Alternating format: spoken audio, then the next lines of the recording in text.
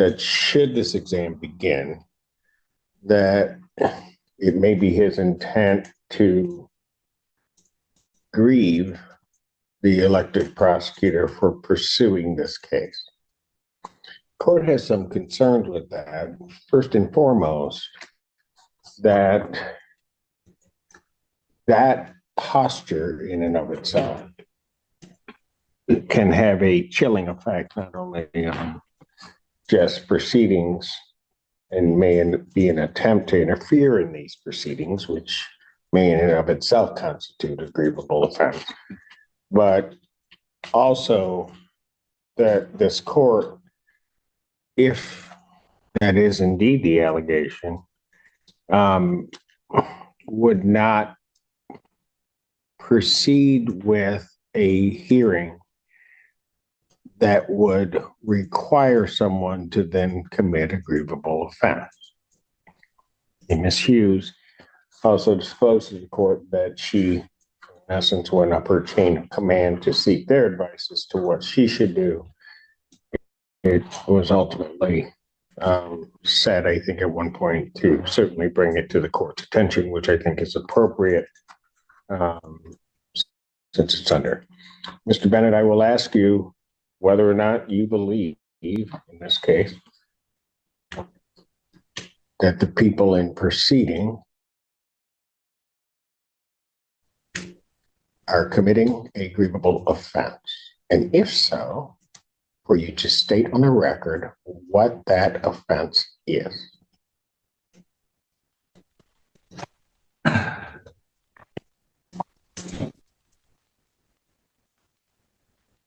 My concern. I'm not asking for your concern. I'm asking for you have made an accusation that know what? I don't believe that they're committing a grievable offense. Do you believe that in starting this exam? Welcome back to an explosive courtroom showdown. Today, we're diving into the people of Michigan versus James Whitley, a case packed with tension, ethical dilemmas, and high-stakes drama. The defense is raising serious allegations about prosecutorial conduct, while the court navigates a delicate balance of legal ethics, grievable offenses, and professional obligations. Stick around, because what unfolds could impact not only the defendant, but the very way justice is served. Who's in the right, and who might be crossing the line? Let's break it down moment by moment. That they would be committing a grievable offense. No. Was that said to the prosecutor? That was said, I don't believe it was said in the manner that was described at the bench, but certainly. Then tell me how it was said.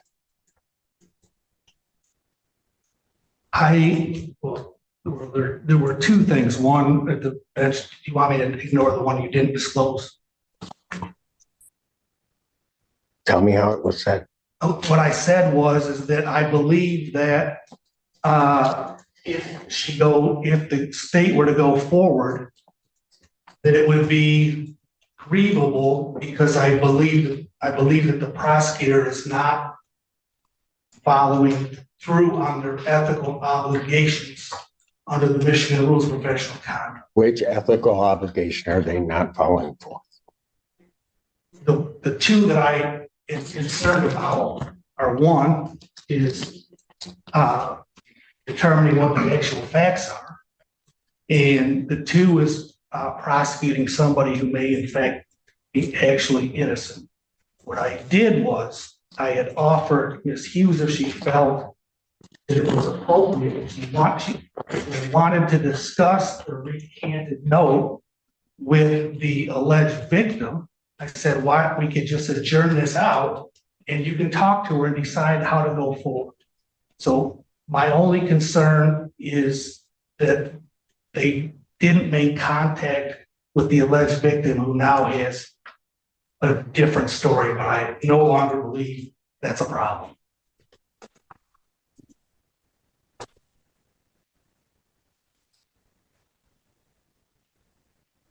Here's where it starts heating up. Defense counsel hints at the possibility of filing a grievance against the prosecutor, a bold move that could have chilling implications for the proceedings. The court immediately flags this as potentially interfering with justice. Notice how careful the judge is, balancing transparency with legal boundaries. This moment highlights a crucial point. In a courtroom, even suggesting unethical behavior can spiral into accusations of obstruction. What do you think? Was the defense overstepping, or were they justified in raising these concerns? Does that, even as you describe it, amount to something that is grievable?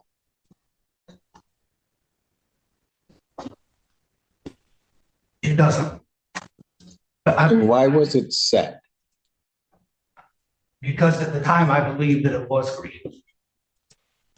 What changed? Quite honestly, what changed is I wasn't aware at the time that they had the lay witness here. And so the presence of the lay witnesses, I think, eliminates all of the issues I had with the police providing the testimony that's admissible here, but not in trial. Ms. Hughes.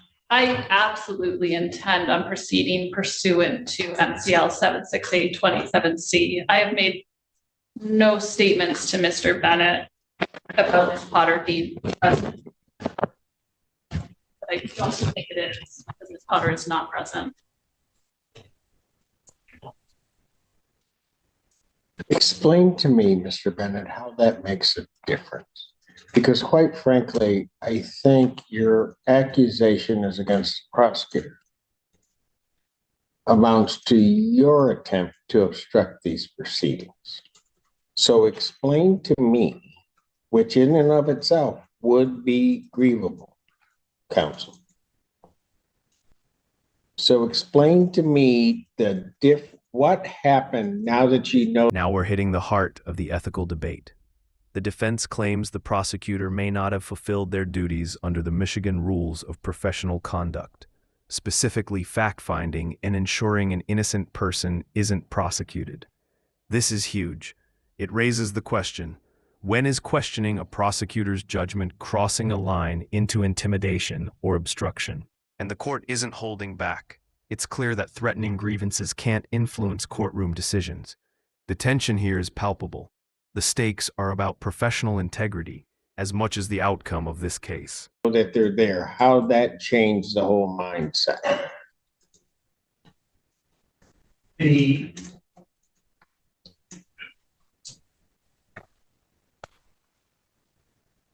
proceeding with statements that would exclusively be inadmissible at trial and going forward on those. These are confrontation clause issues. There's a statute which covers that. I understand that, Your Honor. My concern was it goes to circuit court on those statements, and now they can't proceed to trial. Because at that point, confrontation is going to attach at trial. So why would that be grievable? If they proceed pursuant to a statute promulgated in the state, as well as a court rule, which covers that, why would that be grievable at any point? My concern was not determining the facts of the case that they're going to present evidence in today. If they believe those facts that, but for a hearsay objection, would come in, not at all goes to their determination of the facts. They may believe that to be the case. I understand. So how would that even come into play? Mr. Bennett,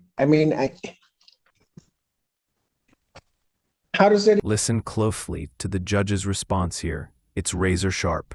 The courtroom is now witnessing a no-nonsense lesson in accountability. The court underscores that no one, whether defense or prosecution, can be intimidated or threatened. These are serious words.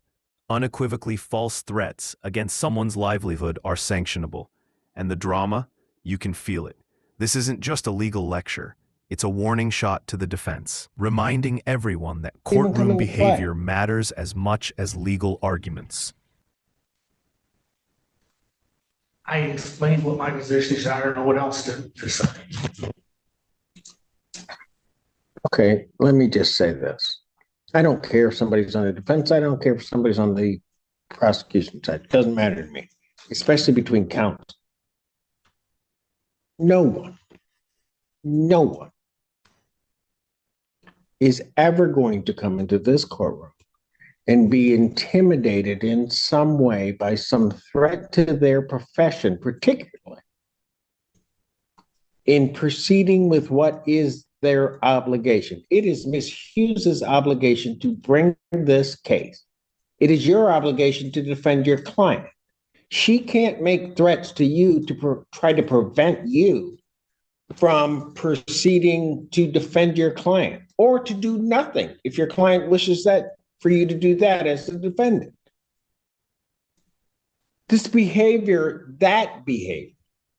Bennett, is inexcusable in this court's mind. Absolutely inexcusable. And quite frankly, sanctionable, because you can't try to make somebody not do something by, quite frankly, as I'm listening to your explanation, are just absolutely unequivocally false threats to the Defense counsel is now attempting to clarify. They didn't intend to threaten anyone.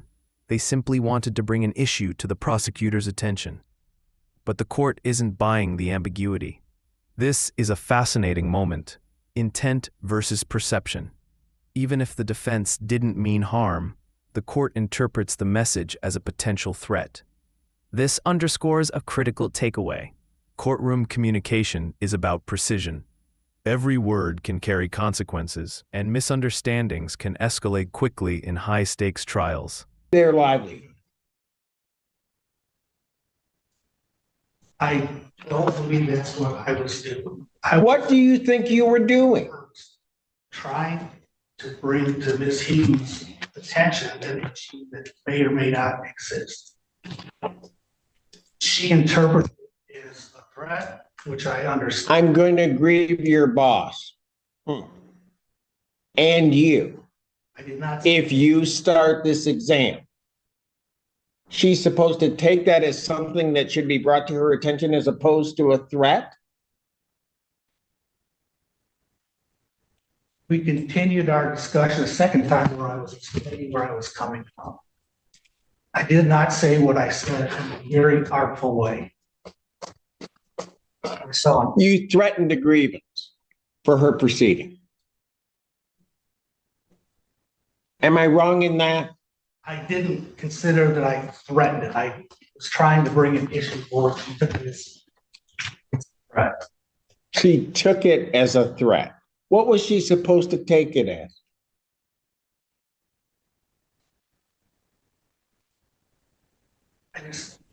She took it how she took it. I mean, it was a mistake on my part. I acknowledge that. You're trying to tell this court that you didn't intend to threaten her boss and ultimately her? Is that what you're telling me, Mr. Bennett? I was trying to bring the nature of what I saw as a potential issue. I unfortunately started it. The issue being what?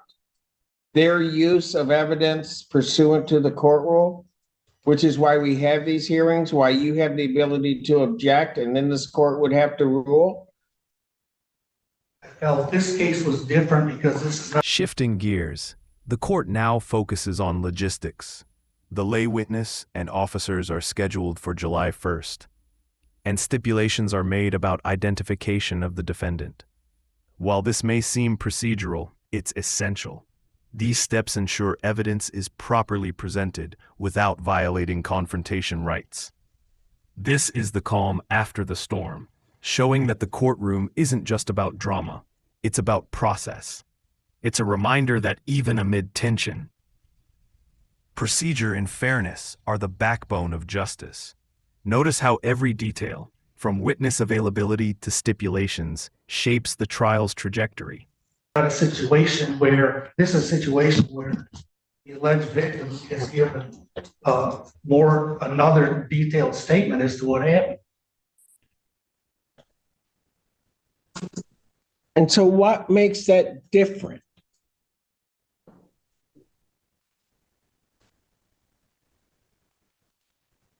The duty to investigate the facts. How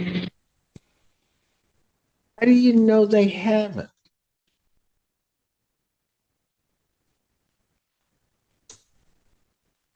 Besides her telling me that they haven't, I don't know.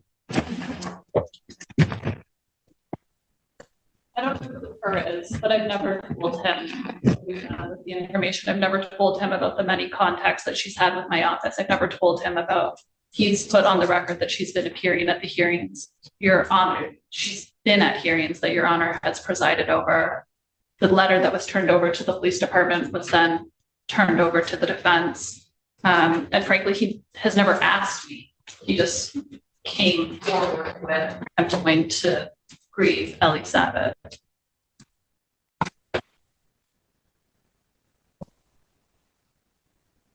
Mr. Bennett, I am very concerned. What was your intent on saying that? I intend in the. You know, I'm going to stop you right now because I'm going to tell you something. You need to be real careful because I may have to consider grieving you. I understand that, Your Honor. And I don't think you want that. I certainly don't want that. So what I'm going to do is I'm going to take another about 10-minute break. And I'm going to come out and ask for your explanation before I decide on anything that I would do. But I will let you know, Mr. Bennett, with regard to what I've heard of the conduct here, you are walking on real thin ice, not just with me, but with your ticket to practice.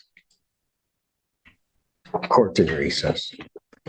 All rise. Back on the record in the case of the people, State of Michigan versus Whitley, counsel is present as well as the defendant.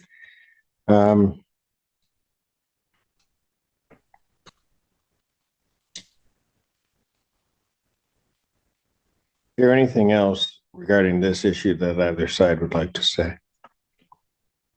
Your Honor, I'm going to self-report the violation under Michigan Rule of Professional Conduct 8.3 subsection A. I agree that I gave the inappropriate message to the prosecutor. I apologize for doing that. I feel obligated to report myself. We will see if that happens. To wrap it all up, this case demonstrates the delicate interplay between ethical obligations, courtroom conduct, and legal procedure. The judge made it clear, threats and intimidation have no place in the justice system, while the defense's concerns about prosecutorial conduct had to be carefully weighed. The preliminary examination is adjourned, and the lay witness will testify at the next session, keeping the trial moving forward. If you found this case as shocking as we did, make sure to hit that like button, share your thoughts in the comments, and don't forget to subscribe for more jaw-dropping courtroom breakdowns. Because the court hasn't made a decision as to whether or not the court should report you. Mr. Bennett, I am going to tell you in all the years I've been here, counsel, and even when I was down in the trenches, counsels say things to each other, maybe not meaningful necessarily. They'll say things out of anger to each other.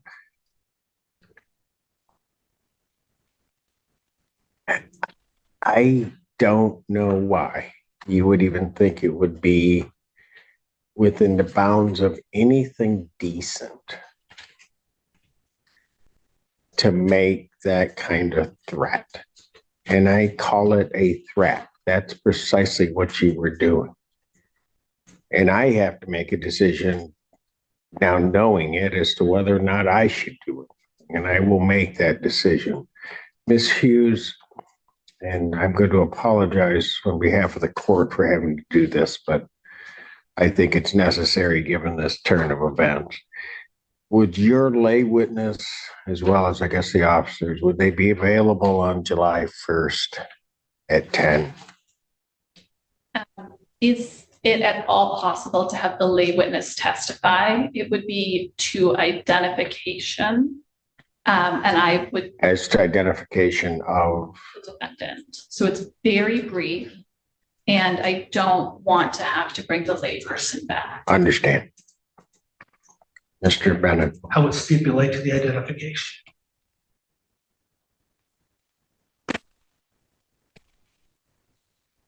So you're stipulating that the person that is sitting beside you is James Whitley and that he was in a relationship with Jennifer Potter on April 27th, 2024. Yes.